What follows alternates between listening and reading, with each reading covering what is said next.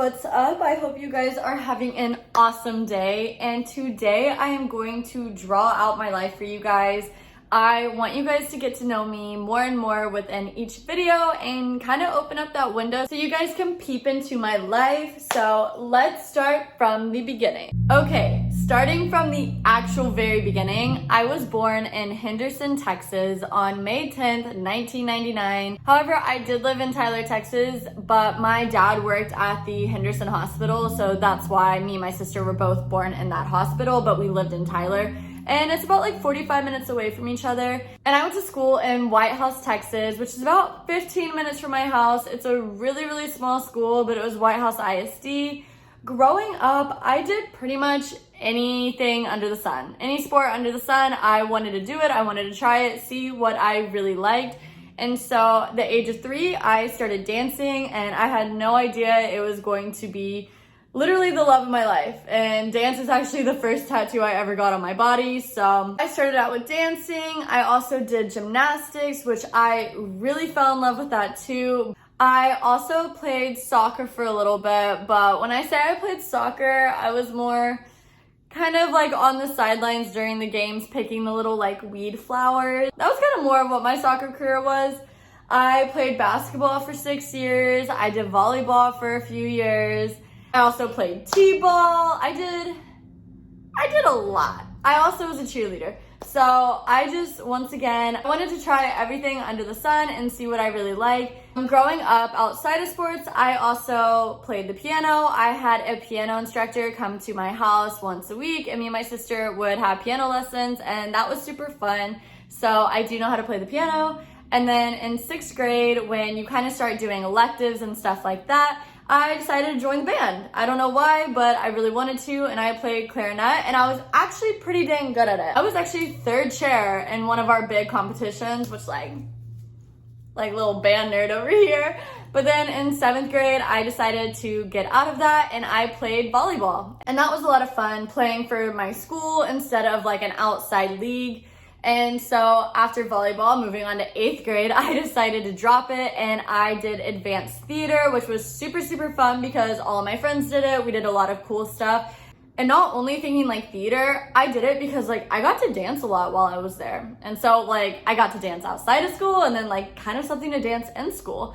So now kind of moving on to high school, I decided to be a cheerleader my first year. And I also did this thing called drill prep, which I don't know if everyone knows what drill team is. I know it's a huge thing in Texas. I don't know if it's really a big thing anywhere else, but it's kind of like the dance team, but it's like amazing. Like for my school, oh my God, it was like, they were so good. I loved the instructor. She was so awesome. And so I did cheerleading my freshman year. I was in drill prep. And since I had been a dancer since I was 3, like I could have easily done drill team, like try out and make it, but I just kind of decided like stick with cheer. And so I stuck through cheer until I graduated. I did it my freshman through senior year. I was on the freshman team my freshman year, obviously. I skipped over JV and went straight to varsity my sophomore year, and I stayed on varsity my sophomore, junior, and senior year. And while I was doing cheer with school, I also was doing it outside of school at my tumbling gym, and that was really fun. But my main thing was dance, and it still is to this day. I am 23. From literally age 3 to age 23, dance has been the one thing that like has kept me going. I love it, and I always will love it. While I was in high school, I was kind of a busy bee, along with all my extracurricular activities like cheer, and then my outside stuff like dance and working out at the gym. I was really busy with the school. I was in NHS, I was in THS, I was pretty much in every club you could imagine. My favorite thing about high school would probably be I was in the medical program, and so that meant my junior year, every Tuesday, Thursday, I got to dress up in scrubs, leave school for about 3 hours, and work in hospitals and clinics and just see as much stuff as I possibly can. Like I've seen a heart surgery, I've seen orthopedic surgery, I've literally held someone's hip flexor into my hand. I have looked down into a chest and seen a heart. I have seen eye surgery. So originally I wanted to go to school to be an ophthalmologist. If you don't know what that is, it's pretty much an eye surgery. You do a lot of cataract surgeries. So then my senior year, move on. I do pharmacy. So you're just kind of switching out between hospital pharmacies and retail pharmacies, and you get your farm tech license if you pass the test, which is the PTCB. And so you take that at the end of the year. So I did, and I passed it. So I am a farm tech still, but I just don't really practice it anymore. I don't know, pharmacy just like really wasn't for me. So when I graduated high school, I was like, okay, like college, where am I gonna go? Obviously, already been looking around and trying to figure out where I wanted to go. I applied all over. I applied to 10 different schools across the nation, mainly in the South, but the main one that really caught my eye was the University of Oklahoma, which is ironic because I'm a UT fan, hook 'em, which obviously that's their rival, and so that was a tough decision, but I was pretty set on the University of Oklahoma. It was 5 hours away from my hometown. I was like, okay, this is decently far, I'll take it. So I really wanted to go there. I got accepted to Texas Tech, I got accepted to LSU, and the University of Alabama, which none of those I was really interested in. I was kind of between the University of Oklahoma or Louisiana State University, which like, now the fact that I did go to Alabama, no, I'm kidding. But the main reason I really looked into going to LSU is because they have an amazing dance team. If you have not seen it, look it up and watch their videos. They are incredible. So after visiting the University of Oklahoma, I was dead set. I was like, I'm going here. But then my consultant for like, you know, helping me apply to colleges and kind of giving me advice, I guess like a college consultant advisor that, I don't really know. But she advised me to go visit the University of Alabama, and since she was a really close family friend, she convinced my parents to drive me. I had no interest. I did not want to go. I had never even thought about visiting the state of Alabama. No interest. I get there, you guys. Oh my God, I fell in love with it. Like, it literally took 0.5 seconds for me to see that university and be like, I'm home. Like, that's pretty much how it went. I fell in love. It was perfect. Like, hit all three of my main things. It was 8 hours away from my hometown, not in Texas, and massive university. Like, check. We go on the tour. I fall more in love. This is where I had to go. Sorry, University of Oklahoma, but Alabama is my new home. It kept me not confused because hook 'em once again, and that would have been really hard to go to school at OU but be a Longhorn fan. Like, that would have been crazy. So I decided to go to the University of Alabama. I pack up my entire life, and my mom and dad and I, we drive there. And I move in my freshman year. I have 3 roommates, which one of them is still one of my best friends now, and literally love her. So it was really, really good. Freshman year, as most people kind of come to understand who go to college, it's crazy. It's crazy, especially if you're an out-of-stater far from home. It's a lot. Like, it's a lot. You have to kind of learn you kind of have to grow up. You're no longer under your parents' roof. They're no longer right next to you, kind of like monitoring what you're doing. Like, you are on your own pretty much. You trial and error. It was a bumpy ride, but it was a good ride. Let's just say when my mom asked me what Rounders was, which is the like freshman bar, I told her it was a grocery store for the longest time. She was like, why do you keep going to Rounders? Like, why do you keep spending money here? I was like, oh mom, it's a grocery store. Don't even worry about it. Don't even trip, man. Like, it's fine. So freshman year is absolutely great. I live in one of those dorms that aren't traditional, but it's pretty much like an apartment. It was my like best friend's room here, my room. We shared a bathroom, hallway, a kitchen, a living room, another hallway, a bedroom, and bathroom. And so it was really, really nice because I could close away when I needed to, and I didn't feel the pressure of actually like having someone right next to me all the time. So that was great. Well, wrapping up freshman year, I kind of did want to transfer. I wanted to go to UT. I don't know. A lot of stuff happened my freshman year, and I just wasn't as in love with Alabama as I thought I would be. Well, my best guy friend at the time and my mom convinced me, hey, just stay, give it one more year. If you really don't like it, then transfer. It's fine. So I was like, you know what? I'll give it one more year, sure. So that summer I went home to Texas. However, I did not live in my tiny town, Tyler, Texas. I packed up some bags and I moved down to San Marcos, Texas, which is where Texas State is, and it's 30 minutes from Austin.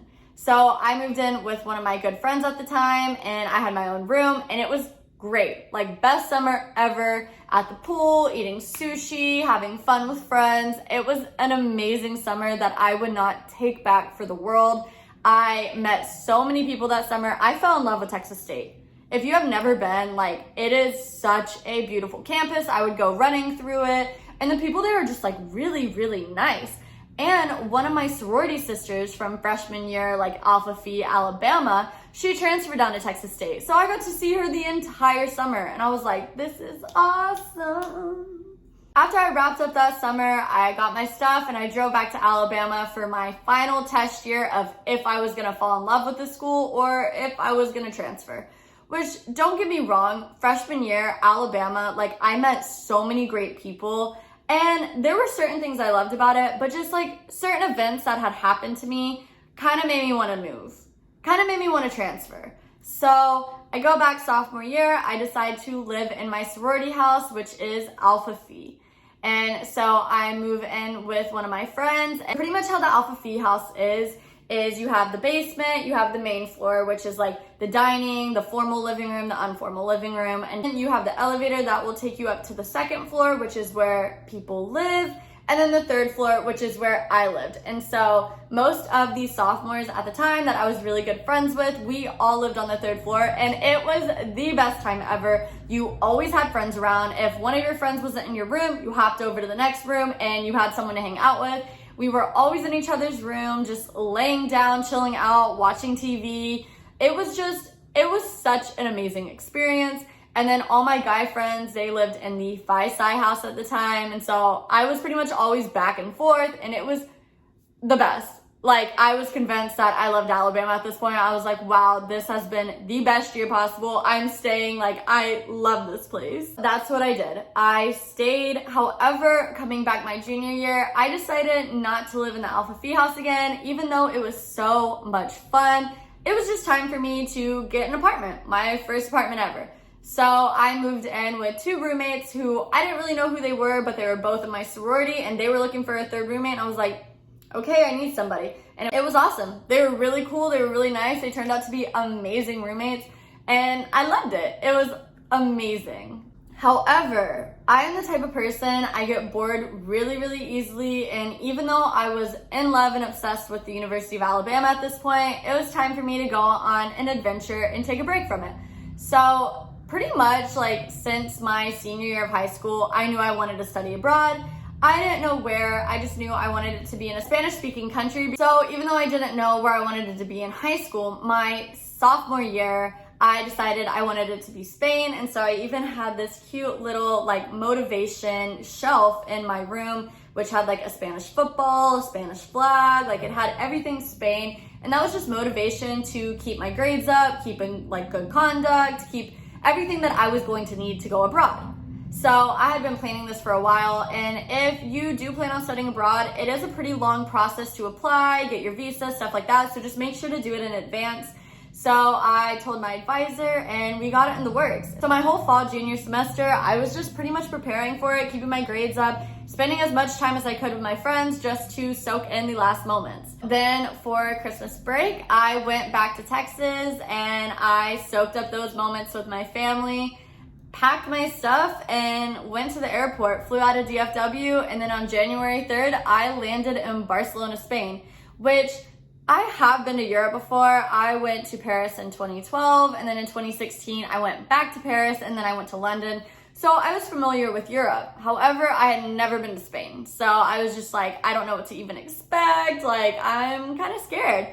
Well, listen to this crazy story. I get to the airport, and our study abroad program have people there to pick us up. Well, there were 3 people who got in a van, and one of the girls, which is so crazy, we were just talking, she was like, where are you from? And I was like, oh, I'm from Texas. She was like, me too. I was like, oh, that's crazy. She was like, well, where do you go to school? And I said, the University of Alabama. She went to the University of Oklahoma.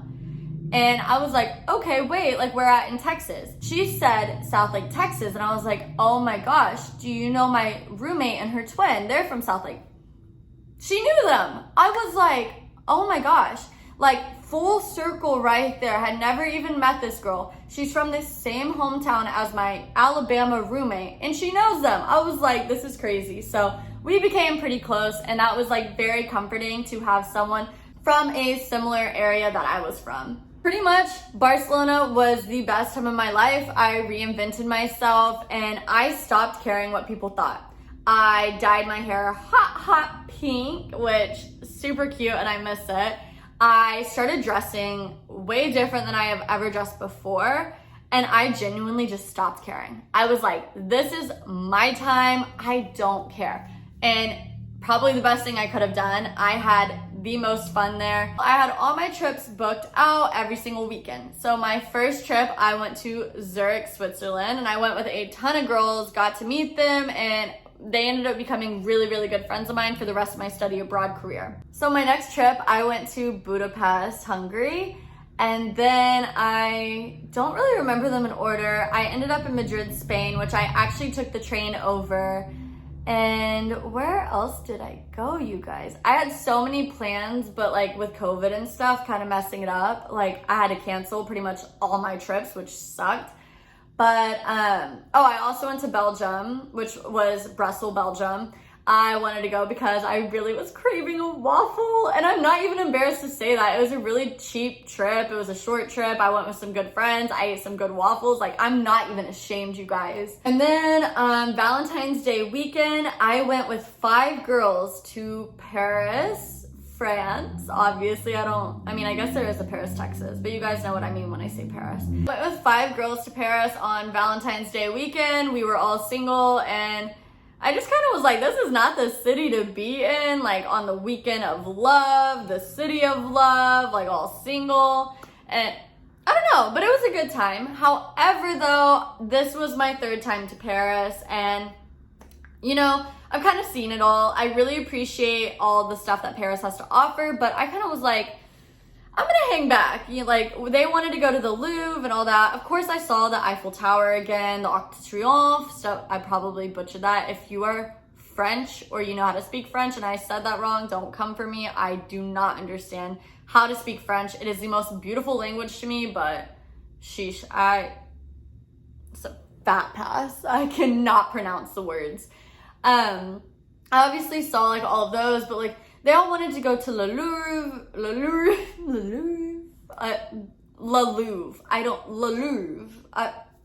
I'm not French. But they all wanted to go there, and I was like, okay, I've already seen it twice. I'm not really in the mood. Well, when I was about, I think, a junior in high school, I believe. I don't know, I might be wrong, but I was in high school. My really good guy friend had foreign exchange students come over, and one was from France and one was from Spain. I never met the Spain guy, but I did meet the French guy. He came over to my house and we got to all hang out, and it was really great getting to meet him. Well, 6 years passed and now I'm in Spain and I'm traveling to Paris, France with my friends, and they want to go off and do something and I'm just kind of chilling. So I hit him up. I was like, hey, I haven't seen you in 6 years. Like, we would talk over the years and stuff, but like, I haven't seen you in person. I was like, what are you doing? Because he's originally from Marseille, France, but I had talked to him before the whole study abroad trip, kind of when I decided I was gonna go to Spain, and he said he would be in Paris. Well, lucky for me, he was free, and so we met up. We went to this cute little cafe, just got some coffee, and we just caught up. Like, 6 years of catching up, it takes a while. We're just kind of walking around Paris, having a good time. We ended up going to dinner at this Asian restaurant, and it's really, really nice that he's French and could understand the waiter, because I guess he was trying to like jip me, and I obviously, like, not speaking French, I didn't know anything he was saying, and so it was really nice that, like, you know, he understood. We kind of told each other our plans, and it was just really, really overall great catching up with him. And that was pretty much my Paris experience. I'm trying to think if there's anywhere else I went, because like I had trips booked to like Morocco, Turkey, like literally everywhere. I had so many trips planned, and obviously like COVID ruined most of those, which whatever, but trying to think, did I go anywhere else? Let's see, Switzerland, Hungary, Belgium, Madrid, which I know is in Spain, and then, I don't know. Let's just move on because I can't really remember. So another thing I did in Spain though was a Broad Fest. This was when COVID was like first started to be talked about, not super scary yet, so I felt pretty safe to go to a Broad Fest, which if you don't know what that is, it's a huge music festival that was in Barcelona. And a bunch of study abroad students go, which if you know me, I love going to raves, I love going to music festivals, so I could not pass this up. So I went for 3 of the days and it was super, super fun. And then after that, it kind of just like went downhill because COVID got really, really serious. Obviously, with the COVID outbreak and stuff, I was still in Spain and I had classes every day at 9 a.m. And so I'm at home one night, it's probably around 3 a.m. like my time, like in Spain. And my roommates are just making a ruckus. I'm like, what is going on, you guys? Like, I got class in the morning, like go to bed. I didn't know that like that's when the president had came on and said like we're gonna try to close like borders between Europe and America, and everyone was in a panic. Like I've been sleeping, so I wake up super traumatic. Some of my roommates catch a flight, they're gone that night. It's just like chaos.